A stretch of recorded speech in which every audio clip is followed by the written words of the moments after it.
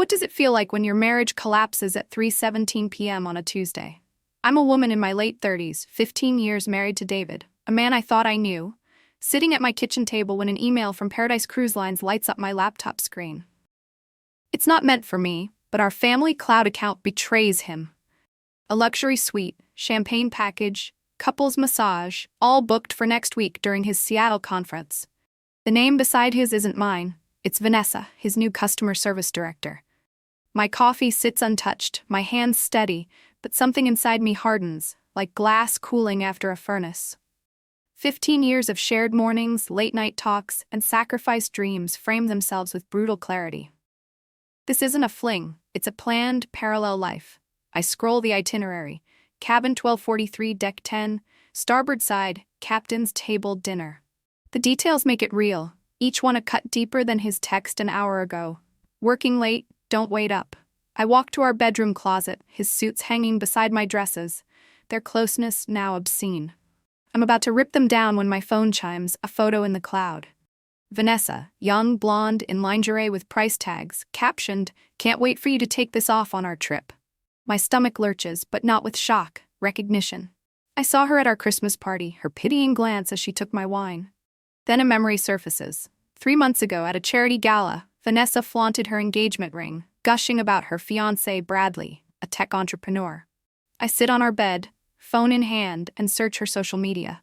Her profile spills with hashtags blessed, future wife, and Bradley's posts reveal a solo trip matching the cruise dates. A calm settles over me, sharp and cold. I book cabin 1245. Next to theirs, my credit card moving faster than my thoughts. The symmetry feels like fate. I email Bradley through his company site. We have something important to discuss regarding our partner's Caribbean cruise. I attach the booking confirmation. No tears, no screams, just a steady pulse of purpose. His reply comes in 3 minutes. Where and when? I stare at the screen, the kitchen clock ticking, the scent of my untouched coffee mixing with the faint lavender of a candle I lit for no reason. David's shoes still line up with mine in the closet, but they don't belong here anymore. Tomorrow I'll meet Bradley, and we'll plan something more than confrontation. Retribution, precise and undeniable, for the life they thought they could hide. The cruise is days away, and I'm already there in my mind, standing on deck 10, ready to unravel their fantasy with the truth they never saw coming. The next morning I dress carefully, jeans, a crisp blouse, nothing to betray the storm inside, and head to an upscale cafe downtown.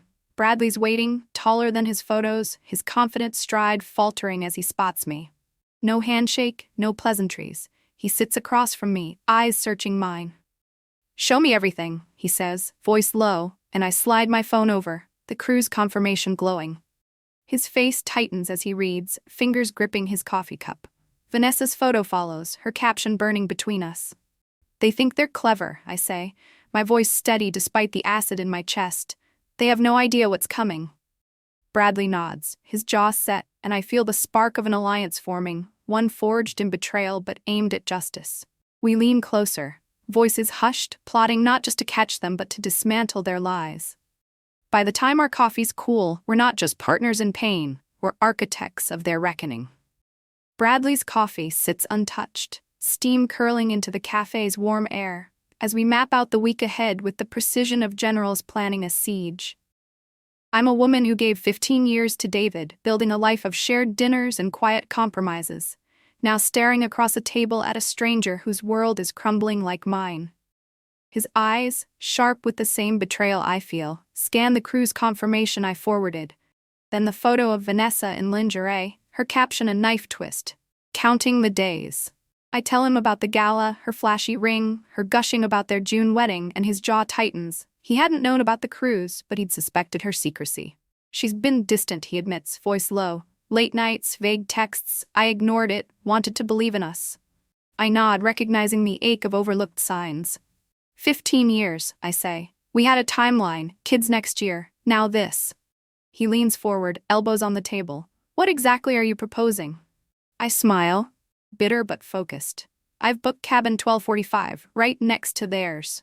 One person watching their getaway implode isn't enough. 2 is better." His eyes light up, not with joy but with resolve. We make it unforgettable for all the wrong reasons, he says, and I nod, feeling the spark of our pact ignite. We spend an hour plotting.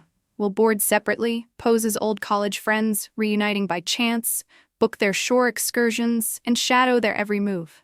We need to be smarter, Bradley says. No scenes, just pressure. Constant, precise. I agree, picturing David's face when he realizes his lies are unraveling. By the time we leave, we've memorized the ship's deck plans and synced our schedules, our alliance sealed in shared anger. The week before the cruise is an act of theater. I kiss David goodbye as he packs his conference suits, help him pick a tie, and drive him to the airport, waving with a smile that hides the swimsuits tucked in my own suitcase, stashed at a friend's place. I'll miss you, he says, eyes sliding away, and I reply, the time will fly, thinking of cabin 1245. As his plane lifts off, not to Seattle but Miami, I meet Bradley at his temporary apartment, where we rehearse our backstory, college buddies, a chance reunion, no hint of vengeance. We study their itinerary, snorkeling, formal dinners, spa appointments, and book identical ones, ensuring we're everywhere they are.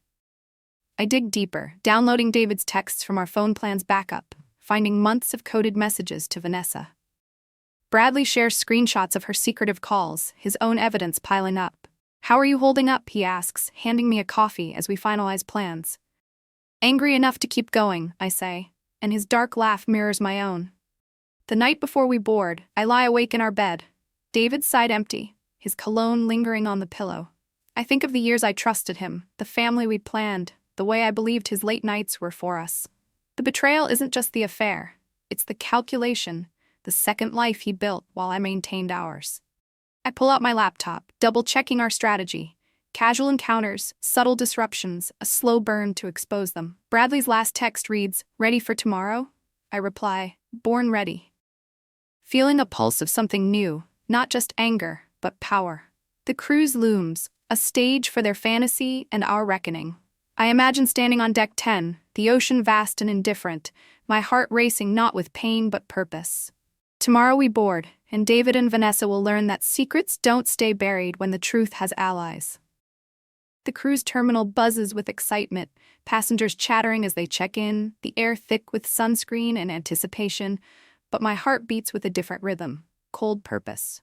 I board alone, my suitcase wheeling behind me, the weight of new dresses and swimsuits a secret armor against the betrayal ahead. Cabin 1245 is compact but clean, the balcony overlooking the ocean's endless blue, a view that should soothe but only sharpens my focus. I press my ear to the adjoining wall. Empty now, but soon David and Vanessa will fill it with their whispers. I unpack methodically, hanging outfits chosen to command attention, each fold a reminder of the facade I've shed. Bradley texts, boarded. Meet at the bar, deck 7. I smooth my sundress, the fabric cool against my skin, and head up, the ship's hum vibrating under my feet. He's waiting with a martini, his shoulder touch brief but steadying. "How are you feeling?" he asks, eyes scanning the crowd. Alternating between tears and wanting to toss them overboard, I admit, sipping my drink, the gin sharp on my tongue. He nods, mentioning maritime law with a wry smile that draws my first real laugh in days. We've planned this meticulously. Casual run-ins, shared excursions, a slow unraveling. Around 6 p.m. his text buzzes. They've boarded. Saw them at check-in. Didn't spot me. My palms dampen, pulse quickening. The moment's here, faster than I imagined. We meet at a bar 3 decks up, away from their path, clinking glasses, to the most twisted vacation ever. His toast echoes my hollow chest. We share stories. Bradley met Vanessa at a tech conference 2 years ago, engaged too quickly. Signs of her absences. Secretive phones. I wanted to believe, he says, staring at his drink. 15 years for me, I reply. Career focus first, kids next year. Our timeline. My voice cracks, but anger steadies it. We talk late, drinking enough to relax but not blur our edge. Around 10 p.m., we venture to the main dining room for welcome dinner. There they are, at a window table for 2, David's hand on Vanessa's back, intimate and practiced. The sight hits like a wave. This isn't new, it's habit. My knees buckle. Bradley steadies me. Not yet, he whispers. Let them think they've won. We retreat to another restaurant, my pasta untouched, stomach knotted. How long? I ask, pushing food around. Does it matter? They both lied. But it does. To measure my fooled life. Back in my cabin, I press my ear to the wall again, hearing laughter, murmurs, bed creaks. I record it, evidence stacking like bricks. Sleep evades me, the ship's gentle rock mocking my turmoil. Morning brings breakfast on the Lido deck, coffee steaming as Bradley slides me a cup. Ready for day one? Their snorkeling excursion awaits on the private island. We take the tender 30 minutes after them, spotting them on the beach, her head on his chest, his fingers in her hair. We set up chairs in view, angled subtly. When David stands for drinks, blue cocktails in hand, he freezes seeing me. Liquid spills, his face paling. I wave casually, as if at a store. What a coincidence, I say loudly, drawing eyes. Over his shoulder, Vanessa looks up, horror dawning as Bradley approaches. Your lover should check family cloud shares, I add pleasantly. And meet my friend Bradley. He knows your girlfriend. Her face sours, ring glinting. Sunbathers watch, the white sand shifting under my feet like unsteady ground. David stammers, this isn't what it looks like. I glance at the drinks, Vanessa, back to him. It looks like a cruise with your lover, not Seattle business. Bradley chimes, we've booked your excursions. What luck, quality time ahead. Their shock hangs thick, the ocean breeze carrying salt and satisfaction. This is day 1 of 5, the start of their nightmare. We leave them sputtering, my heart pounding, not with pain but triumph. The foundation's laid, now we build the collapse. The beach confrontation lingers like salt on my skin as Bradley and I retreat to the ship, the ocean's rhythm steady beneath us, but my pulse races with the thrill of their shaken faces. I'm a woman who gave 15 years to David, believing in our shared dreams, now standing in cabin 1245, my ear pressed to the wall of their love nest. Muffled voices drift through, tense, not romantic. Vanessa's sharp tones, David's low murmurs, the creak of a chair. I record every sound, my phone a silent ally, stacking evidence like kindling for a fire. The ship's air smells of polish and sea salt, the balcony view vast but unsoothing. I unpack a black dress for tonight's formal dinner, its sleek lines a statement I never would have made before. Bradley texts, dinner, 8 p.m., main dining room. They're booked. I reply, ready, feeling the weight of our plans settle, not heavy but sharp like a blade honed for precision. We meet at a quiet lounge first, sipping martinis to steady our nerves. Bradley's suit is crisp, his eyes scanning the crowd, but he pauses to ask, you okay? I nod, though my stomach churns with acid and anticipation. I keep seeing them at that table, his hand on her like it's normal. He sighs, swirling his drink. Vanessa's been doing this for months, maybe longer. I found texts going back a year. I share my own find, David's expense reports, hotel charges during conferences that align with Vanessa's trips.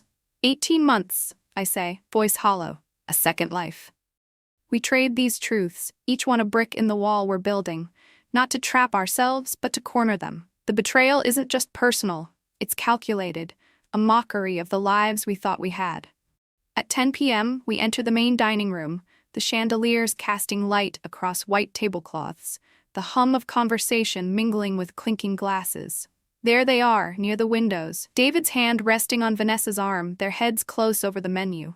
The intimacy stings, not new but practiced, a routine they've perfected while I played the trusting wife.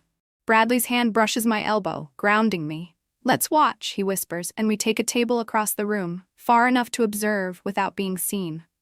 Their ease is infuriating, her laugh, his casual touch, as if they're untouchable. I can't eat, my fork pushing salad around, the vinaigrette sharp in the air. How long do you think? I ask Bradley, echoing last night's question. Does it matter? He replies, but I insist, I need to know how much of my life was a lie. He nods, understanding the ache for measure. We talk through their dinner, sharing more. Bradley's engagement rushed after a whirlwind conference meet cute, Vanessa's unexplained absences, my years of supporting David's career, delaying kids for our timeline. My voice breaks on the last part and Bradley's eyes soften. I'm sorry, he says. Don't be, I reply. Be angry. We are, both of us, and it fuels us. As their dessert arrives, we plan tomorrow's move, the snorkeling excursion, where we'll bump into them again, keeping the pressure steady. Back in my cabin, I press my ear to the wall again, catching fragments of an argument, Vanessa's voice rising, David's placating. I record it, the sounds weaving into my resolve. Sleep comes fitfully, the ship's gentle sway at odds with the storm inside me. Morning dawns bright, the Lido deck bustling with breakfast chatter. Bradley slides me a coffee, his smile tight. They're on the early tender for the island. We follow, arriving on the white sand beach 30 minutes later. There they are, sharing a lounge chair, her head on his chest, his fingers in her hair. We set up nearby, angled for subtlety, and wait. When David heads to the bar, cocktails in hand, he spots me. Blue liquid spills as he freezes, face paling. I wave, voice bright. What a coincidence, Seattle's weather looks different here. Vanessa's eyes widen, spotting Bradley behind me, her ring glinting in the sun. Your lover should check the family cloud, I say, gesturing to Bradley. He knows Vanessa. Their shock is palpable, the beach crowd turning to watch. This is just the start, a spark to the kindling we've gathered, and I feel alive with the promise of their unraveling. The beach air is thick with salt and sunscreen, but the look on David's face, pale, frozen, blue cocktails dripping onto the sand, carries a satisfaction sharper than any ocean breeze. I'm a woman who gave 15 years to a man now staring at me like I'm a ghost, his lover Vanessa scrambling to sit up on their shared lounge chair, her engagement ring catching the sun like a flare. My red swimsuit, chosen to stand out, feels like armor as I stand tall, my casual wave belying the storm inside. What a coincidence, I repeat, loud enough for nearby sunbathers to turn, their sunglasses tilting toward the drama. Bradley steps closer, his presence calm but pointed, and Vanessa's face sours, her phone dropping to her lap. Your lover should be careful with family cloud shares, I say to David, my voice sweet but cutting. Oh, and meet my friend Bradley, he knows your girlfriend. Bradley nods, his smile tight.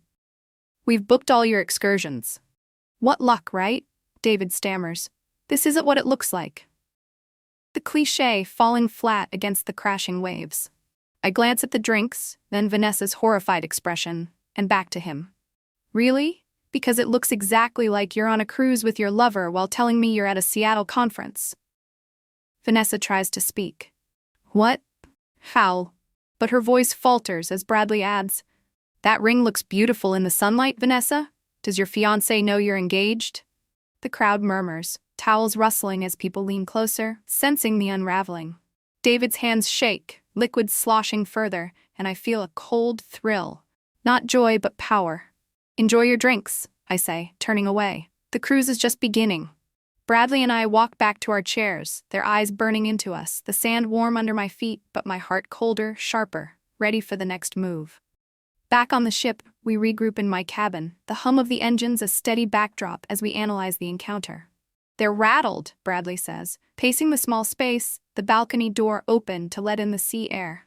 I nod, scrolling the ship's app to confirm their next reservation, a couple's massage tomorrow. They tried changing their dinner slot, he adds. I intercepted it with the maitre d'. I smile, impressed. I've got crew members updating me on their moves. They won't slip away. This isn't impulsive anger, it's methodical. A plan built over a week of digging through David's texts, expense reports, and Vanessa's social media. I found hotel charges from business stretching back 18 months. Bradley uncovered her diverted startup funds. We're not just scorned spouses, we're detectives, and our evidence is airtight. We plan the next day's disruptions, canceling their lunch reservation, overbooking their shore excursion, small inconveniences to keep them on edge. It's psychological, I say, leaning against the balcony rail, the ocean stretching endless before us. The anticipation of us showing up is worse than a fight. Bradley agrees, his eyes glinting with the same resolve I feel. Tomorrow's the formal dinner. They'll expect a scene. I shake my head. So we don't. We're charming, inescapable. I pull out an envelope from my suitcase, sealed, heavy with purpose. Inside, security photos from past cruises, Caribbean, Mediterranean, Alaska, dates stamped, proof of their pattern. The head of security was helpful, I say, after a consulting fee. Bradley whistles. 8 cruises in 18 months. That's not an affair, it's a second life. I nod, the weight of it settling. Tomorrow we show them we know everything. We stay up late, plotting every interaction, every casual jab, until the ship's gentle sway lulls us to quiet. I lie awake, the muffled sound of their argument seeping through the wall, Vanessa's sharp accusations, David's desperate placations. I record it, my phone glowing in the dark, each word fuel for what's coming. The betrayal isn't just the romance, it's the years of lies. the life I thought we were building while he planned getaways with her. But as I close my eyes, the ocean's rhythm steadies me. I'm not the fool anymore. I'm the one holding the cards, and tomorrow, I'll deal them one by one with Bradley at my side until their fantasy crumbles under the weight of the truth. The ship's dining room glows under chandeliers, the clink of silverware and murmur of voices weaving through the air. But my focus is razor-sharp on David and Vanessa's table, their unease palpable even from across the room. I'm a woman who poured 15 years into a marriage now exposed as a lie, my black dress hugging my frame with quiet defiance as Bradley and I enter 15 minutes after they're seated. We've sabotaged their day, canceled lunch reservations, overbooked their shore excursion, swapped their couple's massage for separate slots, and their tense whispers confirm it's working. "May we join you?" I ask, pulling out a chair at their table for two, the maitre d' hovering, unable to refuse without a scene. David's jaw tightens, Vanessa's eyes dart away, her fingers clutching her napkin. "Wonderful evening, isn't it?" Bradley says, unfolding his napkin with ease, his tailored suit sharp against the soft lighting. I smile, the air thick with their discomfort and the scent of roasted lamb from nearby plates. "Vanessa, that dress looks familiar," Bradley begins, voice casual but pointed. "Didn't you wear it to the Henderson Gala?" Her eyes widen. She introduced David as a colleague there, months into their affair. She stammers, "Yes, I think so," as I flag a waiter. "Champagne for the table, please." "We're celebrating." David's expression darkens. "What exactly are we celebrating?" I reach into my purse, pulling out the envelope of photos and place them on the table like cards in a high-stakes game. "Anniversaries," I say, voice steady. "The 18-month anniversary of your first cruise together." I lay out the images: Caribbean, Mediterranean, Alaska, each timestamped during David's business trips. Same cruise line, often the same cabin, I add. Tracking was easy. Vanessa's hand trembles, water glass frozen mid-air. Bradley slides a folder toward her. "And I've noticed consistent withdrawals from our startup matching these dates. Investors found that interesting." Their faces drain of color, the dining room's hum fading as our words land. "What do you want?" David asks, voice barely above the clink of glasses. "Just dinner, pleasant conversation," I reply, sipping champagne. "Maybe tell Bradley about your conference schedule. I'm sure he'd love to know which trips are romantic." They're trapped, eyes darting like cornered animals. We keep the talk light, dropping calculated hints, hotel charges, text screenshots, each one a precise cut. By dessert, they look ill, their plates barely touched. As we stand to leave, I place a room key on the table. "For your convenience," I say. "It's for the cabin next door. The soundproofing's poor." David's face contorts, realizing their private moments were overheard. We walk away, Bradley whispering, "Masterful, but we're not done." That night, the ship's talent show becomes our stage. We'd entered David and Vanessa without their knowledge. The cruise director announces, "David and Vanessa celebrating 18 months of relationship bliss." The spotlight swings to their table, their horror frozen as the crowd claps. "And congratulations on Vanessa's engagement." "Wait, that's not right," the director reads from our card, sparking murmurs. Bradley calls out, "Maybe photos will help." The screen lights up with security images from their past cruises, texts of their plans, and Vanessa's engagement post beside Bradley, dated mid-affair.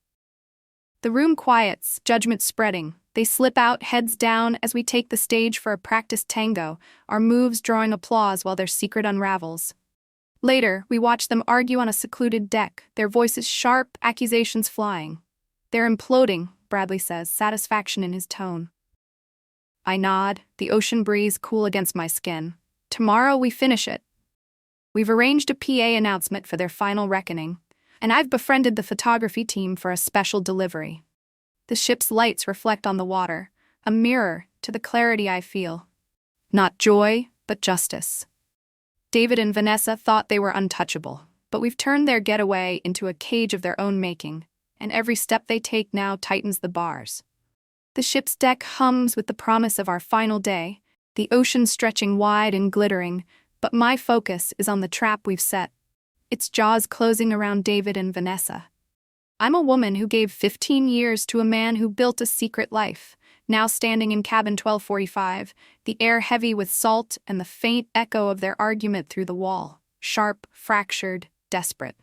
Last night's talent show left them exposed, their faces pale under the spotlight as strangers whispered their secrets. Today, we deliver the final blow. Bradley and I meet for breakfast on the Lido deck, the scent of coffee and fresh pastries mixing with the sea breeze. "They're unraveling," he says, sliding me a cup. "I saw them at dawn, arguing by the pool." I nod, checking the ship's app. Our PA announcement is set, and the photography team has our package ready. "Let's make it unforgettable," I say, my voice steady, though my heart races with cold satisfaction. We've cultivated allies, crew members, passengers, even a corporate rep aboard, through charm and strategic tips. Their lunch reservation vanished again. Their shore excursion was overbooked. Small cuts, but cumulative. Then mid-morning, the PA crackles. "David and Vanessa, please report to the purser's office regarding urgent disembarkation issues." We watch from a discreet balcony as they arrive, anxious, faces drawn. The rep, primed by my forwarded evidence, greets them formally. "Your booking was filed as a business expense, but it appears personal. Your company's compliance team has been notified." David frowns. "What are you talking about?" The rep continues. "Company credit card misuse has been flagged." Vanessa pales, her hand gripping the counter as Bradley's evidence, her startup fund withdrawals, triggers an audit. Their professional worlds crumble, and I feel a surge, not joy, but justice, sharp and clear. Back in my cabin, I finalize our last move, a photo album, crafted by the ship's photography team, titled "When Truth Surfaced." It's filled with candid shots, their tense glances, arguments, discomfort as we shadowed them, each image a testament to their unraveling. A steward delivers it to their cabin. Through the cracked door, I glimpse David's face as he opens it, recognition dawning, defeat settling. That evening, we confront them on deck, the sunset painting the sky in fiery hues. "Enjoy the cruise?" I ask, voice calm. David's eyes meet mine, not defiant but fearful. "This is just the beginning," I say. "Your belongings are packed, locks changed, divorce papers filed. Our family knows why." I turn to Vanessa. "Your vendors might not refund those deposits. Bradley's been thorough." She flinches, her ring dull in the fading light. "Betrayal shows who you are," I add. "We're just making sure everyone sees it." Bradley and I walk away, leaving them silent, broken. We dine at the captain's table, their original reservation, ours now through connections. "To new beginnings," Bradley toasts, raising his glass. I clink mine, feeling lighter. "To truth, no matter how painful." The meal is rich, the wine smooth, but the real satisfaction is the weight lifting from my chest. Their arguments echo faintly through the cabin wall that night, a lullaby of consequences. I sleep soundly, the ship's sway a rhythm of closure. David and Vanessa thought they could hide, but we turned their escape into a stage where their lies faced the spotlight. Every photo, every disruption, every word was a brick in the wall of their reckoning. And as we near port, I know I've reclaimed more than justice. I've reclaimed myself, stronger than the woman who boarded, ready for what lies beyond the horizon. 6 months after the cruise, I stand on the balcony of my new waterfront condo, the ocean stretching before me, its waves whispering possibility instead of pain. I'm a woman who lost 15 years to David's betrayal, but gained something fiercer. Myself. The divorce finalized quickly. Faced with my evidence, texts, expense reports, security photos, he didn't contest my terms. His affair cost him a demotion, professional censure, and a cruise line ban for fraudulent bookings. Vanessa's unraveling was sharper. Bradley's audit uncovered her embezzlement, leading to criminal charges, probation, and a canceled wedding, her parents mortgaging their home for her legal fees. I sip my morning coffee, the salty breeze mingling with the scent of fresh paint in my new space. A consulting business thriving where my marriage once stood. My phone chimes. Bradley, texting, "Just landed. Lunch at 1." Our friendship, forged in the crucible of that cruise, has grown into something steady, not romantic but vital, a bond of shared survival. I think back to the ship, the calculated dance of our revenge, the beach confrontation, the dinner photos, the talent show spotlight. Each moment was a brick dismantling their fantasy, but it built something in me. Resilience, clarity, a refusal to be the fool again. I ignored family calls after the cruise, their shock at David's actions fading into my indifference. A bouquet arrived weeks later, no note, just wildflowers labeled "To the Survivor." I knew it was Bradley, a quiet nod to our victory. Judith, my mother-in-law, sent one message blaming me for ruining David. I deleted it, her voice no longer a weight I carry. Luca, my nephew, asked about the cruise video that went viral. Clips of our tango, the crowd's murmurs, circulating online with comments cheering our justice. I didn't watch. Didn't need to. The truth had landed. My life hasn't erased the pain, but it's reshaped it. I work long hours building my business, meet clients at waterfront cafes, and come home to a condo where the only shoes are mine. Bradley relocated here, his company expanding, and we meet weekly, trading stories of new deals and quiet victories. One night, over dinner, he mentions a cruise line email, a Caribbean itinerary, holiday special. Planning another revenge trip? I tease, but his face turns serious. No, a reclaiming one. No agendas, just enjoyment. Wanna come, as friends? I hesitate, the memory of Deck 10 sharp but nod. New Year's itinerary sounds perfect. The idea feels right, a chance to rewrite the ocean's meaning from betrayal to freedom. At lunch today, the pier restaurant buzzes, seagulls wheeling above. Bradley stands as I arrive, his smile genuine. Tokyo deal closed, he says. Investors are thrilled. I raise my water glass. Not bad for someone whose fiancé tried to sink his company. He laughs, lighter now. Heard from our favorite couple? I shake my head. Caroline saw David at a conference. Haunted, thinner. Vanessa's plea deal means restitution and community service. We share updates with detachment. Revenge faded into indifference. Our meal arrives and talk shifts to my business. His expansion, a charity gala next week. As we finish, I say, that cruise taught me something. Their betrayal forced me to become stronger, introduced me to you. He nods. If Vanessa hadn't lied, I'd be married to a thief. Instead, I'm here, building something real. The sun glints off the water, and I feel a lightness I didn't expect 6 months ago. Betrayal revealed their truth, but also mine. Resilience, not victimhood. I don't thank them, but I'm grateful for this. A friend, a new chapter, a horizon unclouded by lies. The condo is quiet now, the ocean's soft rhythm drifting through the open balcony door, my coffee cup warm in my hands. I watch the waves, their endless dance, a reminder of the cruise that broke me open and rebuilt me stronger. David and Vanessa's lies unraveled under our careful plan, but the real victory wasn't their downfall. It was this life, mine, carved from the wreckage. Bradley's laughter at lunch, our shared stories, the wildflowers still blooming in their vase. They're proof that pain can forge something honest, lasting. If you've ever been betrayed, know this. Your strength lies not in revenge, but in what you build after.